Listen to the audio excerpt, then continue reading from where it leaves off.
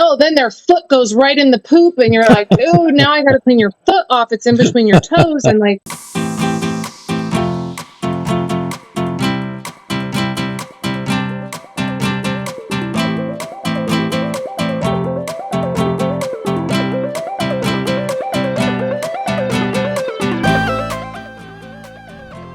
welcome back to Fishing Without Bait, where we're continuing our conversation with the delightful Tara from California from www.keepcomingback.net. Well, you're helping people connect through your keepcomingback.net. They get to listen to these stories of hope and telling people, they're sharing how I did it, how I got here from there. I think that's incredibly purposeful. I'm so lucky to do that. I'm so blessed to do the Keep Coming Back, because people do bare their soul. And then I get to ask questions. It's like, this is amazing. Well, I don't know how many. It's a great opportunity. I don't know how many years ago we got together and we recorded that lead, but that just fascinated me. And I told Mike, the producer of the program, I said, we have to have that girl on this show. I said, that's such a wonderful job and is carrying this message out to so many people. Thank you. The privilege is in the doing. Well, spoken like true 12-stepper. So the next topic that I wanted to get into was letting go. And I think the story that you talked about, the flooring, and you sat down to pray, was a perfect example of letting go. I don't let go easily.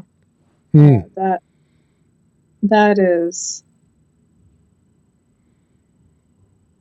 is made easier with solid faith. And I guess when I think of faith, I think of, I've said this already before on here, I'm sure I did, because it's my go-to example, but my relationship with my husband, we've been married for 10 years, and sometimes we're really close, and we're just really, really close. And sometimes we're not. And it's all dependent on how much energy we're putting into each other.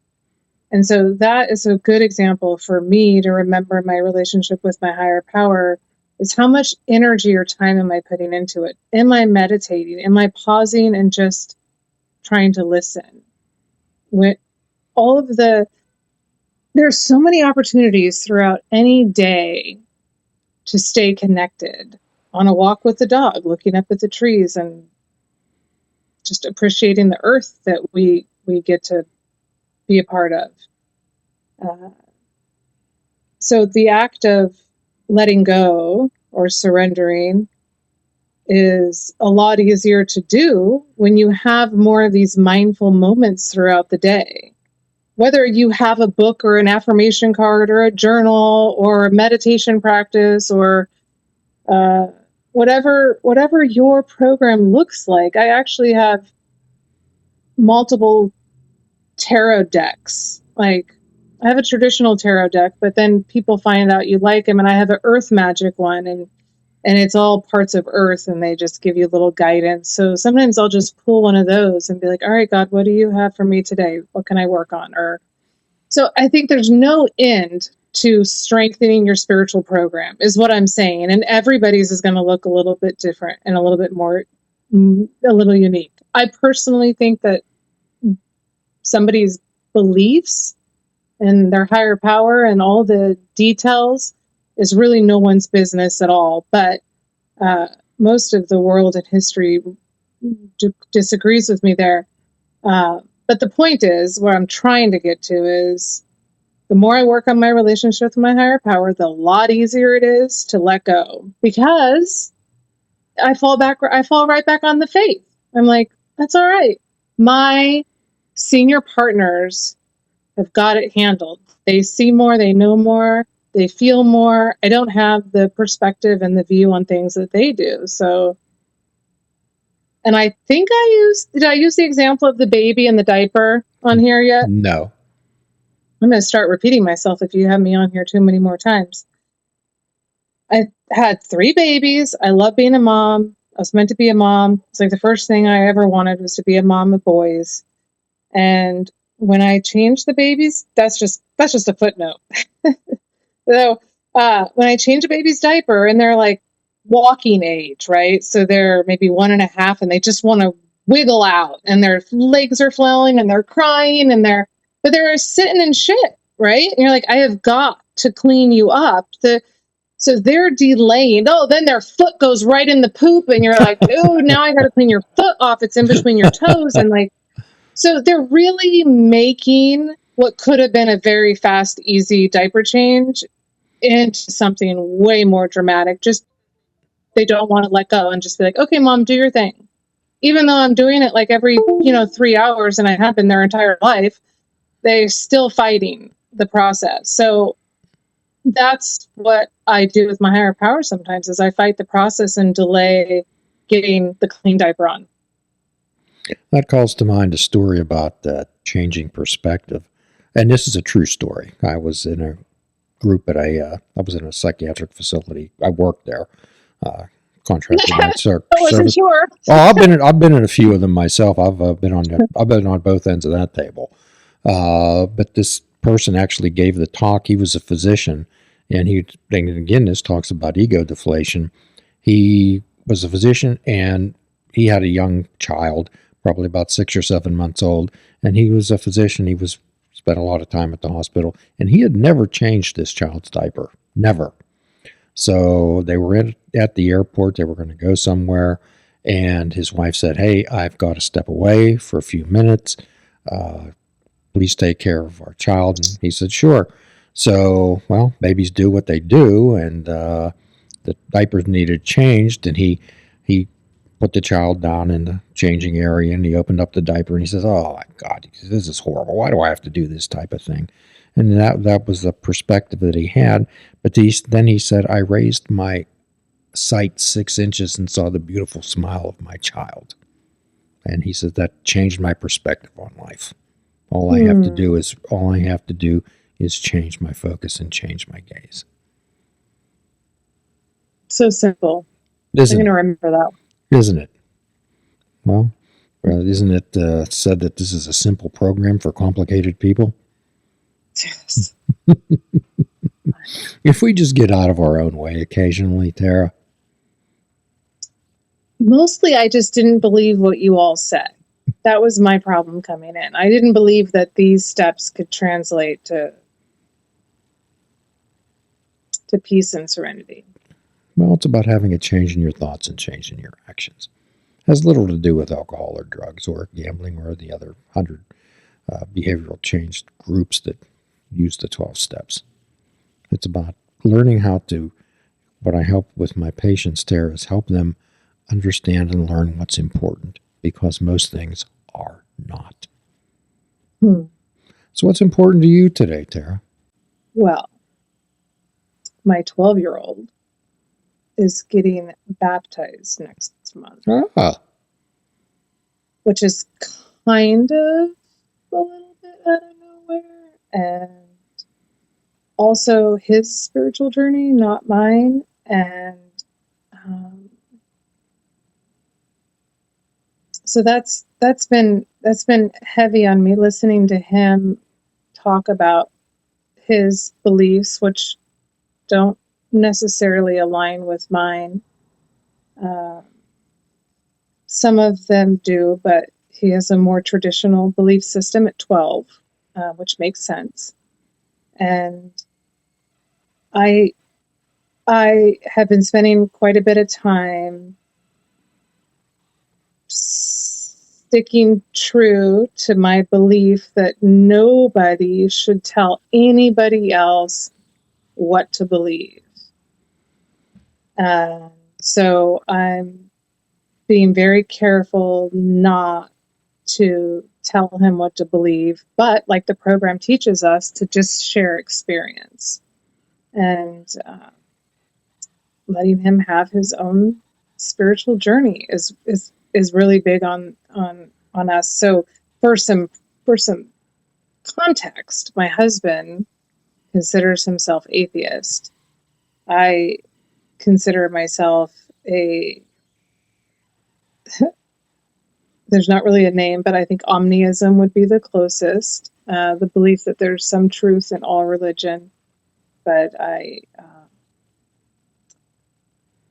there are no limits on my beliefs on what's possible. There's no glass ceiling to what I can believe, and it all grows organically from my experience. And so, just trying to respect my son and his experience, and uh, that's big on the family. We just went and met with the pastors yesterday, and I got to hear the questions being asked, and then my son answering them, and I got to just, you know, marinate on that for a minute, and surrendered my son again to God and Ah, just the universe, and just like, okay, he's all yours. I will try to get out of the way and share experience and not brainwash belief.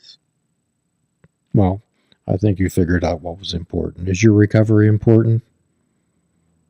My recovery is so important. And by recovery, when you say that, what I think is the things I do. Actually, to be honest, I need speakers for Keep Coming Back. I haven't recorded. I mean, I have a bunch in the queue because I keep the queue heavy, but I haven't recorded all month. And it's almost the end of the month, and I am hating it. I am missing it so much. I do love recording. So that's a big part of my program, going to meetings, and then all of the extra stuff I do for my private relationship with my higher power. Those are all unbelievably important. And when all of those things are when I'm doing like B+ work, I don't have to do A work to get the rewards of this program. You absolutely do not have to be an A+ student. And I think most people in the program would agree. You can get away with being a B student and you can still be happy, joyous, and free. You can't drink if you want these steps to work. That's just part of the thing, to get all that stuff out of the way. Anyway, so yeah, of course, my program is important to me. My relationship with my higher power is important to me. Um, I feel like God, I say God as a just, a short version. I don't think of one entity, but I think, as gods. Um, I feel like I was due some sort of life change, and they're late on delivery. So I'm waiting for like some massive shift in my job, or in like what's happening here? Like, you told me 2024, and 2024 is almost over. So I just set up an expectation to get pissed off, I guess. So Well, they say that's all you need for a meeting is two pissed off people in a coffee pot. that's right.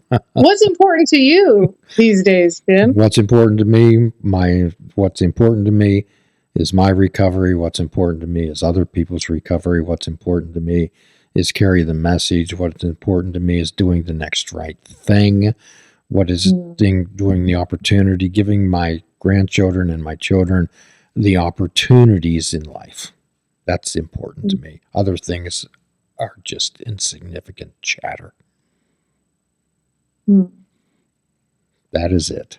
My patients are important to me. That's important. And my cats are important to me. I'm going to go home and see them shortly. Absolutely. So, how would someone get in touch with Tara if they believed that they had a message to share and wanted it recorded? Yeah, on the website, keepcomingback.net, there is a contact link. Contact us,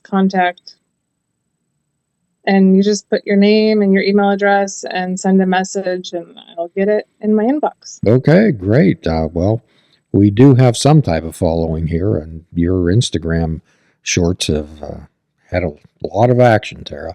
The things that you put out there really resonate with a lot of people.